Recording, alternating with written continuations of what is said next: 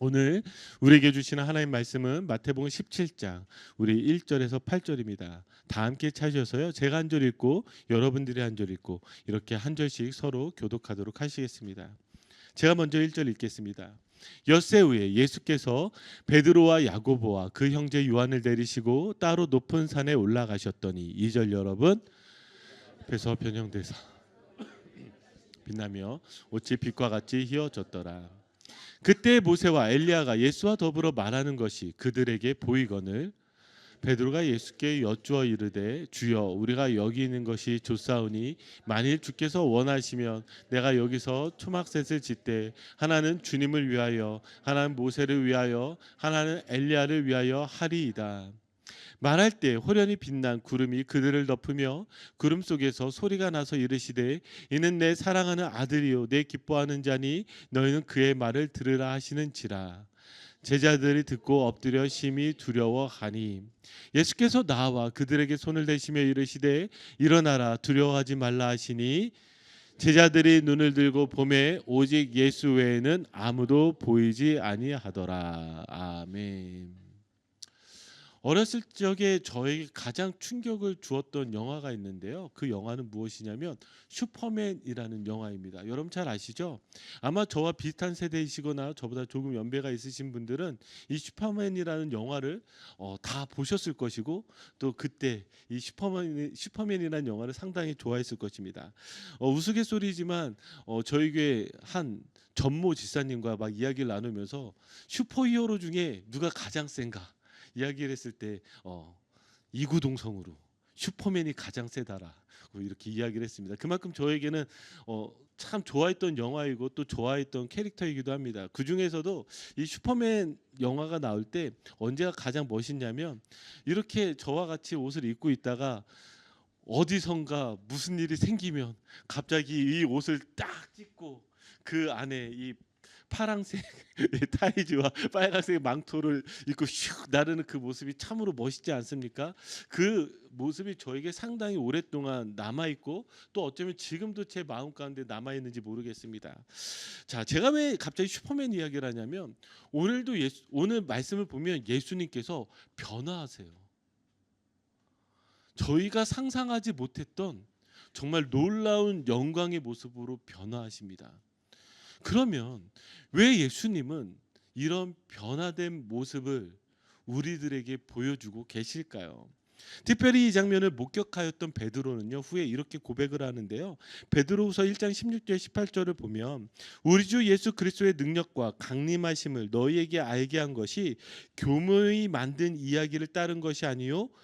자, 여기서부터 이제 베드로가 자기가 보았던 이 변화산 사건을 고백하기 시작합니다. 우리는 그의 크신 위엄을 친히 본 자라. 지극히 큰 영광 중에서 이러한 소리가 그에게 나기를 이는 내 사랑하는 아들이요 내 기뻐하는 자라 하실 때에 그가 하나님 아버지께 존귀와 영광을 받으셨느니라. 이 소리는 우리가 그와 함께 거룩한 산에 있을 때에 하늘로부터 난 것을 들은 것이라. 아멘. 베드로는 지금 모든 성도들에게 이렇게 이야기합니다.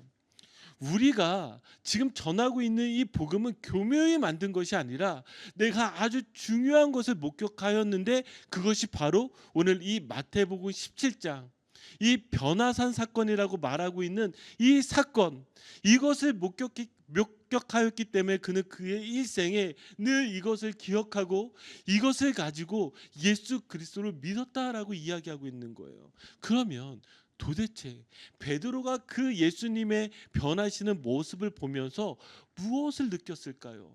무엇을 알게 되었을까요? 그 말씀의 의미가 무엇인지 우리 한번 같이 찾아가 보도록 하겠습니다. 이 말씀을 이해하려면 먼저 마태복음 16장 21절 말씀을 여러분들이 볼 필요가 있는데요. 왜냐하면 이 마태복음 17장 말씀을 이해하기 위해서 16장 21절에 이 말씀이 있기 때문에 예수님께서 지금 이 변하시는 모습을 보여준다라는 것을 여러분들이 기억하셔야 됩니다. 자, 16장 21절 우리 같이 한 목소리 읽겠습니다. 시작. 이때로부터 예수 그리스도께서 자기가 예루살렘에 올라가 장로들과 대제사장들과 서기관들에게 많은 고난을 받고 죽임을 당하고 제3일에 살아나야 할 것을 제자들에게 비로소 나타내시니. 아멘. 자, 이때로부터 비로소 예수님께서 말씀하신 것이 무엇이죠? 예수 그리스도께서 십자가에서 죽으시고 다시 부활하실 것이라고 말씀하셨어요. 자, 이 말씀을 하시면서 지금 이 마태복음 17장에 이르러서 예수님께서 영광의 모습으로 변하시는 것입니다. 자, 그러면 우리 17장 말씀 한번 보도록 하겠습니다. 1절입니다. 우리 같이 읽겠습니다. 시작. 엿새 후에 예수께서 베드로와 야고보와 그 형제 요한을 데리시고 따로 높은 산에 올라가셨더니 아멘. 자, 엿새 후에 예수님께서 예수님의 세 제자 베드로와 야고보와 요한을 데리고 높은 산으로 올라가십니다. 자, 그러면 여기 이 세 가지 부분을 한번 나눠서 생각해 볼게요. 엿새 후에 세 제자 그리고 높은 산. 자, 먼저 엿새 후에입니다. 왜 엿새 후에라고 이렇게 기록하고 있을까요? 이상하잖아요. 여러분, 엿새 후면 며칠이죠? 7일이요. 예, 너무 어려웠나요? 순간 긴장하시는데 7일입니다. 아니, 그러면 여러분 7일째에 이렇게 표현하면 되잖아요. 아니면 8일 전에 이렇게 표현해도 되잖아요. 왜 엿새 후라고 표현하고 있을까요? 성경에서 이 숫자라는 것은 때로는 상당히 중요한데, 자, 한번 볼까요? 요한복음 2장 6절을 보면 여기에서도 6이라는 숫자가 등장을 합니다. 거기에 유대인의 정결 예식을 따라 두세 통 드는 돌 항아리 6이 놓였는지라. 이 말씀은 어떤 말씀이냐면 가나의 혼인잔치인 거예요. 이 가나 혼인잔치에서 예수님께서 하인들에게 명령을 하시죠. 저기에 물 항아리 6이 놓여 있는데 거기에 있는 물을 떠서 회중들에게 갖다 주면 어떻게 되어지는 거예요? 포도주로 변하는 놀라운 그 구원의 사건, 그것을 우리에게 말씀하고 있죠. 여기에 지금 돌 항아리가 몇이 놓여져 있죠? 6이 놓여 있습니다. 그럼 이 6은 무엇을 의미할까요? 이것은 바로 율법을 의미합니다. 율법이요. 그러니까 여기에서도 엿새 후라고 한다면 마치 율법을 나타내면서 율법으로 우리가 구원을 받을 수 있는 것이 아니라 예수 그리스도를 통해서 구원을 받을 수 있다라는 것을 보여주는 것과 같죠. 그런데 저는요, 이 말씀을 보면서 어떤 말씀이 생각이 났냐면 출애굽기 24장 말씀이 생각났어요.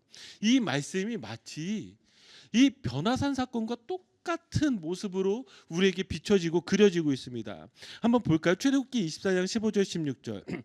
자, 같이 읽겠습니다. 시작. 모세가 산에 오르매 구름이 산을 가리며 여호와의 영광이 시내산 위에 머무르고 구름이 엿새 동안 산을 가리더니 일곱째 날에 여호와께서 구름 가운데서 모세를 부르시느니라. 아멘. 지금 마치 비슷하지 않아요? 지금 예수님께서 오르셨던 그 높은 산에서도 5절을 보니까 구름으로 덮고 그 구름 가운데서 하나님이 말씀하세요.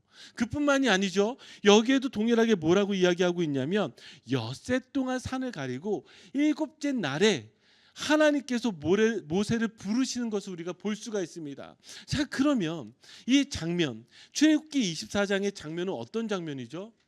하나님께서 이스라엘 백성들을 애굽 가운데서 출애굽시켜 주셨어요. 그리고 시내산으로 인도해 주셨어요. 시내산에서 그럼 지금 무엇을 하는 거예요?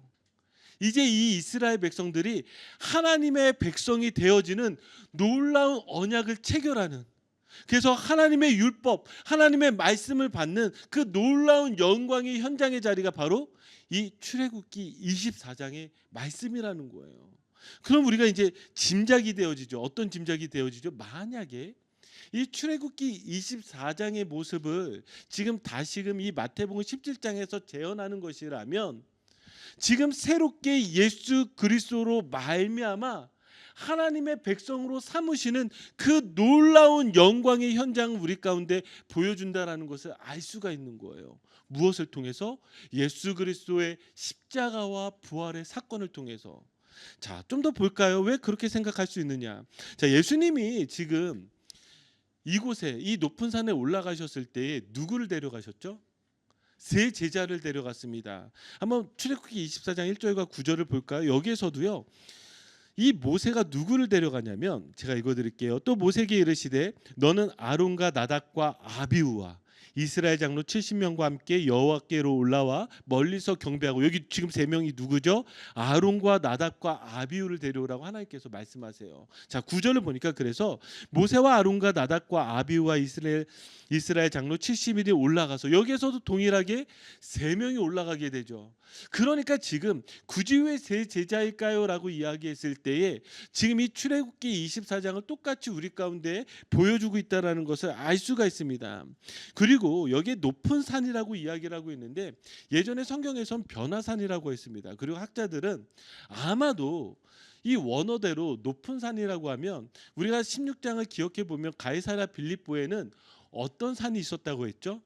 헬몬산이 있었습니다. 그리고 헬몬산이 이스라엘에서 가장 높은 산이기 때문에 아마도 헬몬산이 아닐까라고 이렇게 생각을 해서 많은 학자들은 이곳이 헬몬산이라고 이야기하지만, 사실상 여기에 이 높은 산이라는 이 말은 거룩한 산을 나타내기도 합니다. 그럼 어떤 산이 거룩한 산일까요?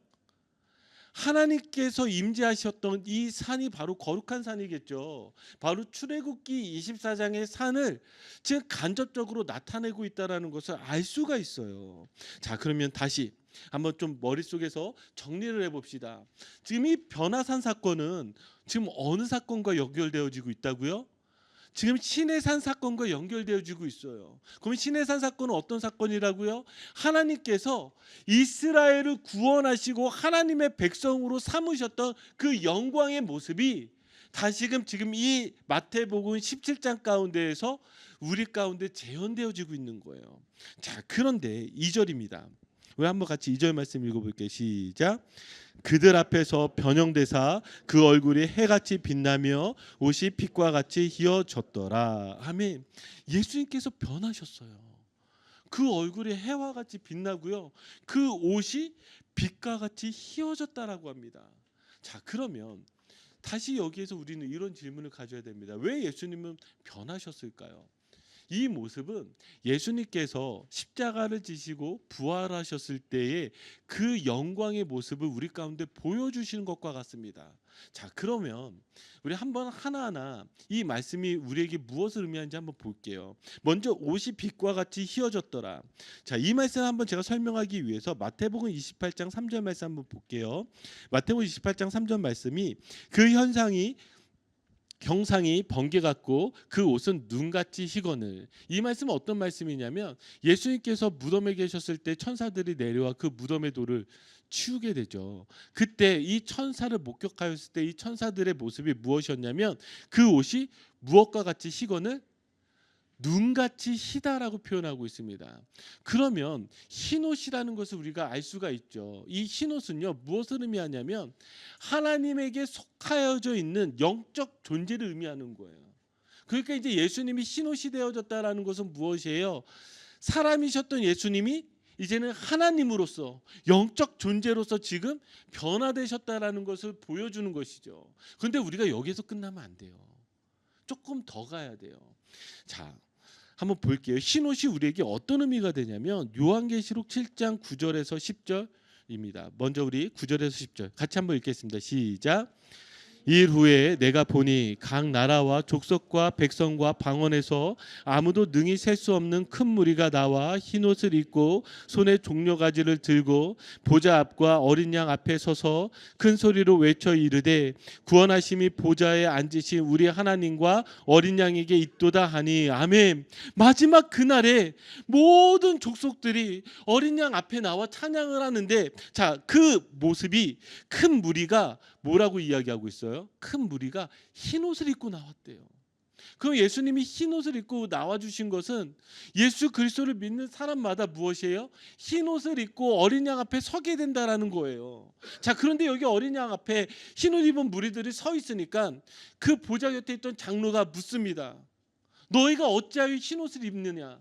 그러니까 자, 뭐라고 이야기하냐면 14절. 자, 우리 같이 읽겠습니다. 시작.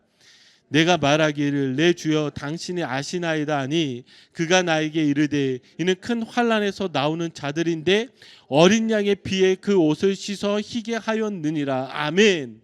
이게 중요한 거예요. 무엇이에요? 어린 양의 피에 그 옷을 씻어 희게 된 흰옷 입은 무리들은 어떤 사람들이에요? 예수 그리스도의 십자가의 보혈, 그 보혈의 은혜가 입은 사람들이 흰옷을 입게 되어질 것이라고 우리에게 말씀하고 있는 거예요. 여러분, 이것이 우리가 얼마나 놀라운 그 영광의 모습을 보게 되는 거예요. 그리고 우리도 장차 예수 그리스도와 같이 예수 그리스도로 인해서 흰옷을 입게 될 것이라고 말씀하고 계신 것이죠. 자, 그 다음, 그 얼굴에 해같이 빛나면은 어떤 말씀일까요? 자, 이 말씀은 출애굽기 34장 우리 29절, 우리 35절인데요. 그 영광의 현장에서 모세의 얼굴이 해같이 빛나는 놀라운 일이 일어나게 됩니다. 한번 보도록 하겠습니다. 출애굽기 34장 29절. 모세가 그 증거의 두 판을 모세의 손에 들고 시내산에서 내려오니 그 산에서 내려올 때, 자 이제 보세요. 모세는 자기가 여호와와 말하였으므로 말미암아 얼굴 피부에 광채가 나나 깨닫지 못하였더라. 지금 하나님과 대면하게 되니까, 하나님과 말하게 되니까 어떤 일이 일어나는 거예요? 모세 얼굴에 광채가 나는 거예요. 해같이 빛나기 시작하는 거예요. 그러니까 사람들이 두려워하기 시작하니까 모세가 35절을 보니까 이렇게 이야기합니다. 이스라엘 자손이 모세의 얼굴에 광채를 보므로 모세가 여호와께 말하러 들어가기까지 다시 수건으로 자기 얼굴을 가렸더라. 자, 왜 이 얼굴을 수건으로 가렸을까요? 사람들이 두려워하기 시작하는 거예요. 왜 사람들이 두려워할까요? 하나님을 보면 죽게 되어져 있어요. 누구도 살 수 없어요. 왜요? 죄된 인간이기 때문에, 죄가 있는 인간이라면 하나님을 보게 된다면 누구도 살 수가 없어요. 그러니 두려워하는 거예요. 그러니까 가린 것이죠. 자, 그런데 보세요. 예수 그리스도를 믿는 사람들에게 어떤 일들이 일어나냐면 이런 일들이 일어나는 거예요. 고린도후서 3장 18절입니다. 같이 한 목소리 읽겠습니다. 시작. 우리가 다 수건을 벗은 얼굴로 거울을 보는 것 같이 주의 영광을 보매 그와 같은 형상으로 변화하여 영광에서 영광에 이르니 곧 주의 영으로 말미암음이니라. 아멘. 얼마나 놀라운 말씀이세요. 마지막 그날에 우리가 이 수건을 벗은 것 같이 주님을 대면하게 되고 그 영광에서 영광으로 이르게 된다라는 그 모습과 같이 우리도 똑같이 바뀌게 될 것이라고 우리에게 말씀하고 있는 거예요. 자, 여기까지 여러분 공부하고 쫓아오셔서 수고하셨습니다. 어려우셨죠? 그럼 다시 저에게는 이런 질문이 있었던 거예요. 이 말씀은 있는데 이 말씀들 이렇게 하나하나 풀어가는데 제 마음 가운데 이런 질문인 거예요. 왜 변하셨을까? 왜 이 영광의 모습을 보여주셨을까? 베드로는 왜 이 영광의 모습 속에서 그가 감격하고 감동했을까? 우리 다시 16장 말씀을 기억해 보면 베드로는요, 실패자였어요. 왜 실패자였죠? 그는 놀라운 신앙 고백을 하였습니다. 주는 그리스도시요 살아계신 하나님의 아들입니다. 그런데 예수님께서 십자가의 고난과 부활을 이야기하였을 때 그는 항변하였어요. 예수님은 꾸짖었어요. 그리 마옵소서, 그 일이 결코 당신에게 미치지 아니하리이다. 그러면서 예수를 뜯어 말렸단 말이에요. 그러니까 예수님 뭐라 그랬죠? 사탄아, 내 뒤로 물러가라. 그는 실패자란 말이에요. 놀라운 신앙 고백을 가지고 있다 할지라도.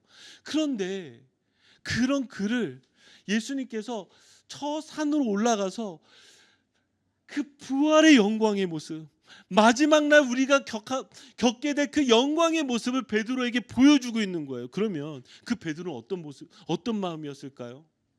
저는 우리의 모습도 이와 같지 않을까 싶어요. 왜냐하면 우리가 얼마나 놀라운 신앙 고백을 하고 있어요. 저는 예수님을 믿습니다. 저는 예수님이 나의 구주이신 줄 믿습니다. 저는 정말 예수님만 따르길 원합니다. 그런데 우리 이 세상의 삶이요, 결코 녹록지 않아요. 그렇지 않아요? 정말 얼마나 많은 문제들로 우리가 이 세상 가운데서 시험 들고 넘어지고 그리고 아파하고 힘들어해요. 그럴 때 우리가 무엇을 가지고 이길 수 있어요? 예수님께서 그런 베드로에게 보여주신 거, 베드로야, 너의 신앙 고백으로 너가 이렇게 되어지는 것이 아니라 너에게 준 신앙 고백으로 인해서 너가 이렇게 될 거야.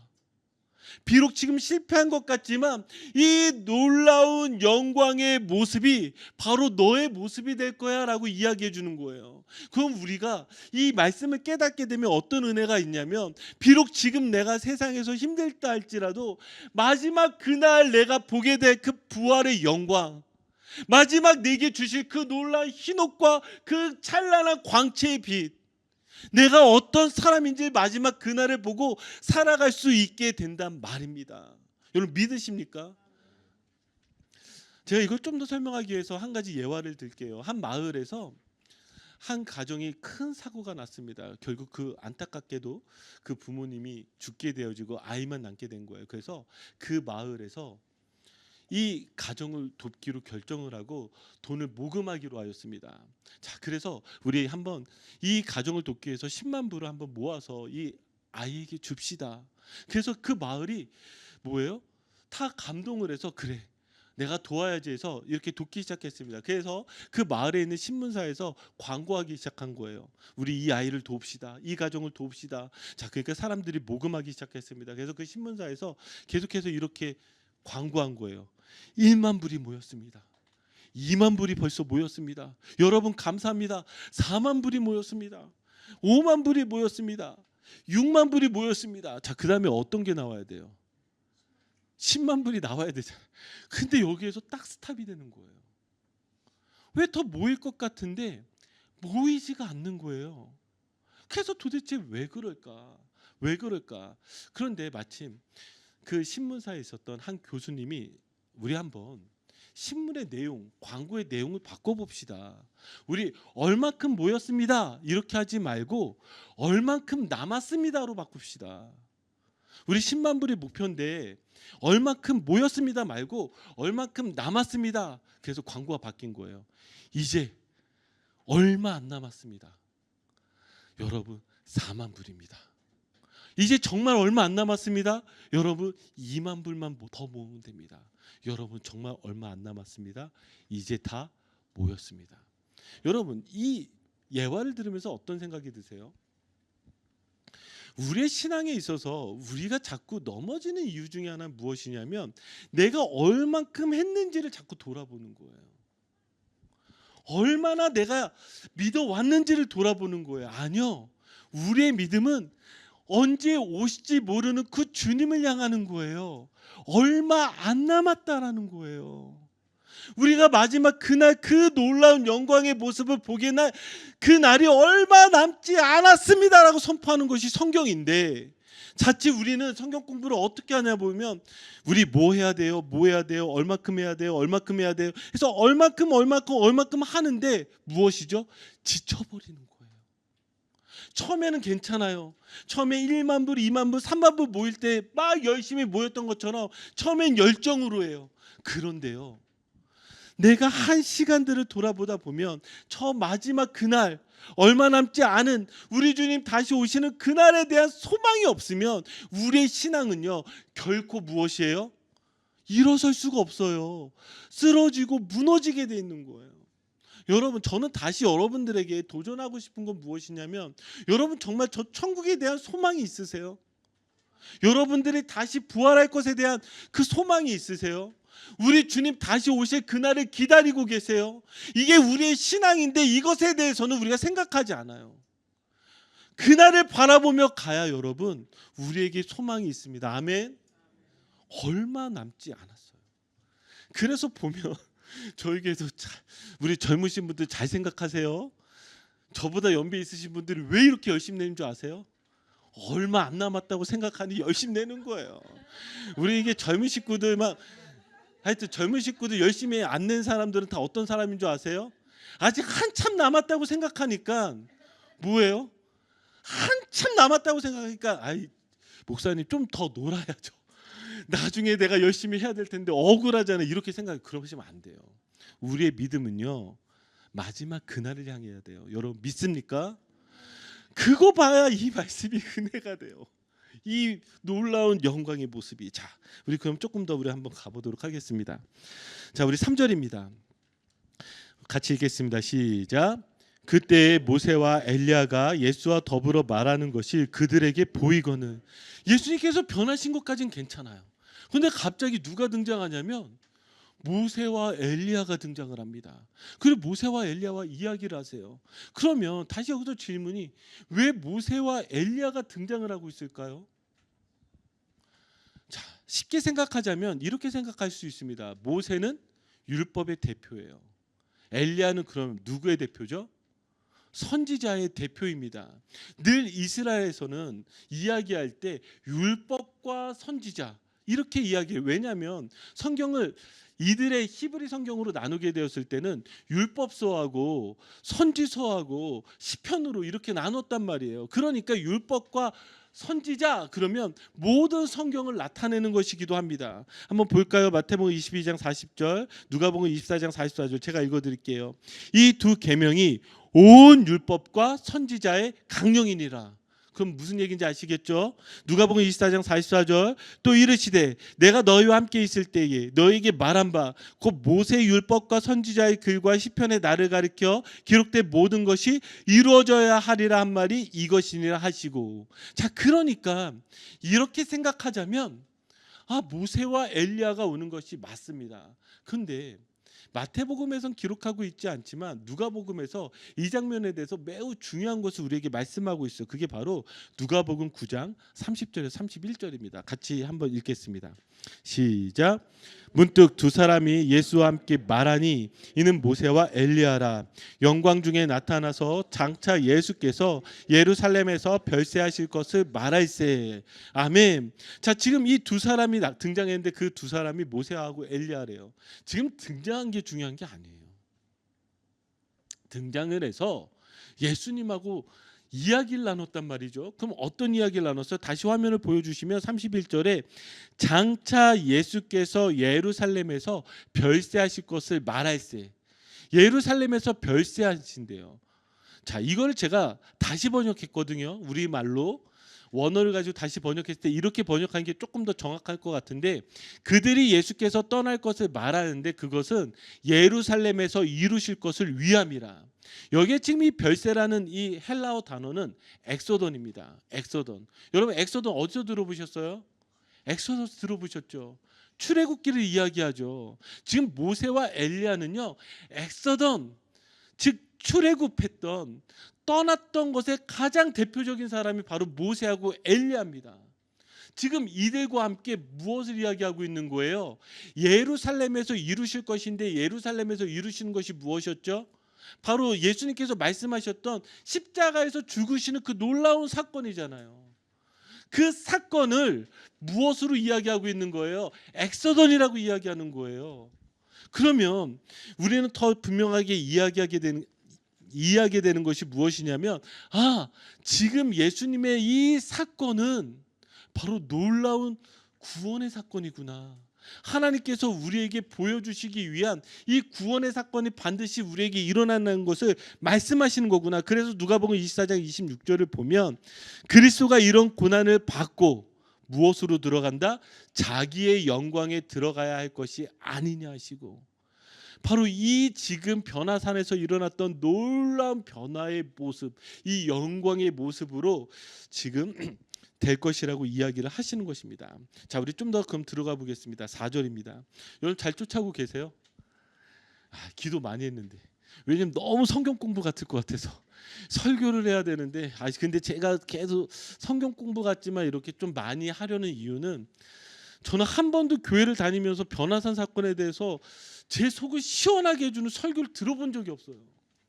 해석을 아무도 안 해줘요. 근데 이게 왜 중요하냐면 베드로의 고백 때문에 저한테 중요한 거예요. 베드로가 뭐라고 고백했다고요? 이 사건을 보고 이 사건 때문에 그의 일생을 좌지우지하는 믿음 갖게 된 거예요. 그럼 여러분 조금 버거워도 잘 해석해서 여러분들이 잘 새겨 들으면 이게 여러분들한테 정말 중요한 믿음 되는 거예요. 잘 쫓아오세요. 아멘. 좋습니다. 4절. 자, 우리 같이 읽겠습니다. 시작. 베드로가 예수께 여쭈어 이르되 주여 우리가 여기 있는 것이 좋사오니 만일 주께서 원하시면 내가 여기서 초막셋을 짓되 하나는 주님을 위하여 하나는 모세를 위하여 하나는 엘리야를 위하여 하리이다. 아멘. 자, 여기 지금 베드로가 지금 예수님 변하시는 모습 보면서, 그리고 모세와 엘리야와 이야기하는 모습을 보면서 뭐라고 이야기하냐면, 갑자기 예수님을 위해서 그리고 모세를 위해서 엘리야를 위해서 초막을 짓겠습니다라고 이야기하는 거예요. 여러분 이해가 되세요? 대단하시네요. 저희 교회는 정말 이해가 된대요. 여기 근데 누가복음을 보면 뭐라고 표현하고 있는지 알아요? 베드로가 자기가 뭔 말 하는지도 모르면서 지금 이렇게 하겠습니다라고 이야기하는 거예요. 그러면 갑자기 이상하잖아요. 왜 이 초막의 이야기가 나올까? 우리가 초막에 대한 이해가 필요한데 저희가 읽었던 말씀입니다. 시편 27편 4절에서 5절이요. 제가 읽어드릴게요. 내가 여호와께 바라는 한 가지 일 그것을 구하리니 곧 내가 내 평생에 여호와의 집, 초막과 똑같은 말입니다. 집에 살면서 여호와의 아름다움을 바라보며 그의 성전, 초막과 똑같은 말입니다. 그래서 사모하는 그것이라. 여호와께서 환난 날에 나를 그의 초막, 똑같은 말이죠. 속에 비밀이 지키시고 그의 장막, 똑같은 말입니다. 초막과 은밀한 곳에 나를 숨기시며 높은 바위에 두시리로다. 아멘. 자, 우리가 초막 그러면 잘 이해가 안 되어지는데 장막하면 여러분들이 더 쉽게 이해가 될 거예요. 왜요? 이스라엘 백성들이 광야 가운데에서 그들이 지었던 곳은 무엇이었죠? 장막이었습니다. 여기에서 그들이 말하고자 하는 이 장막은요, 늘 무엇이냐면 하나님이 거하시는 곳, 하나님이 임재하시는 곳이 바로 장막이고, 그리고 그 장막이 성전이 되어지는 거예요. 그러면 여기에서 베드로가 무엇을 잘못하고 무엇을 잘못 이해한 것일까요? 예수님의 십자가와 예수님의 부활은 예수님을 위한 게 아니에요. 모세를 위한 게 아니에요. 엘리야를 위한 게 아니에요. 누구를 위한 장막이죠? 우리를 위한 장막이라는 거예요. 우리를 위한 장막. 즉 예수 그리스도를 믿는 사람마다 장막 안에 거하는 놀라운 은혜가 임하여지는데 바로 그것에 대해서 우리에게 다시금 말씀해 주시는 것이죠. 자, 사랑하는 성도 여러분, 우리는 예수 그리스도로 말미암아 성전이 되었습니다. 믿으십니까? 그래서 고린도 교회를 향해서 사도 바울이 이야기하죠. 너희가 성전된 줄 모르느냐. 성령님이 우리들 안에 거하게 되면 우리가 성전이 되어지는 거예요. 그 놀라운 은혜가 우리 가운데 임하여지게 된 것이죠. 자, 이제 마지막입니다. 5절입니다. 우리 함께 읽겠습니다. 시작. 말할 때 호련히 빛난 구름이 그들을 덮으며 구름 속에서 소리가 나서 이르시되 이는 내 사랑하는 아들이요 내 기뻐하는 자니 너희는 그의 말을 들으라 하시는지라. 아멘.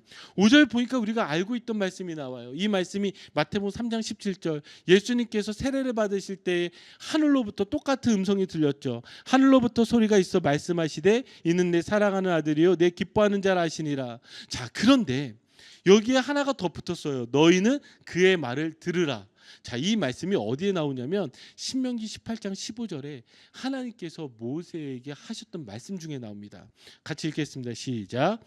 내 하나님 여호와께서 너희 가운데 내 형제 중에서 너를 위하여 나와 같은 선지자 하나를 일으키시리니 너희는 그의 말을 들을지니라. 아멘. 지금 어떤 것을 지금 하나님께서 이루시고 계신 거예요? 모세에게 이야기해요. 모세야, 너를 위하여 지금 선지자 한 명을 세울 것이야. 그리고 그의 말을 들어야 해. 그 말씀이 지금 오늘 이 변화산 가운데에서 이루어지고 있다라는 것을 우리가 보게 되어집니다. 자, 그러면 우리가 오늘 말씀을 통해서 다시금 기억해야 되는 건 무엇이냐면 우리가 마지막 그날에 우리가 예수 그리스도께서 변하신 모습과 같이 우리를 바꾸어 주시는구나. 이 소망을 가지게 되지 않습니까? 저는 일전에 예수 그리스도를 다시 이렇게 고백하게 되었을 때 참 어려운 점이 있었어요. 왜냐하면 저는 목사의 아들로 신앙생활 잘했었거든요. 근데 제가 예수님을 떠나게 되고 다시 예수님을 믿는다라고 고백했을 때 뭔가 이렇게 저에게 증거 같은 게 필요했어요. 증거 같은 게. 왜냐하면 이렇게 집회나 이렇게 수련회 가면 옆에서 다들 울잖아요. 왜 우는지를 모르겠는 거예요. 이게 사람이 참 얼마나 신기한 게 뭐냐면 어렸을 땐 잘 울었는데 한번 마음이 강팍해지고 예수 그리스도를 떠나게 되고 이제 신학생이잖아요. 그래서 신학생들 모인 집회를 가도 아니면 선교단체 간 수양회를 가도 불 꺼놓고 기도하는데 왜 우는지 모르겠는 거예요. 그런데 그때 한 명이 어떤 간증을 했냐면 예수 그리스도를 만날 때 자기가 기도하고 있는데 빛이 하나가 쫙 자기를 비추면서 자기를 감싸더래요.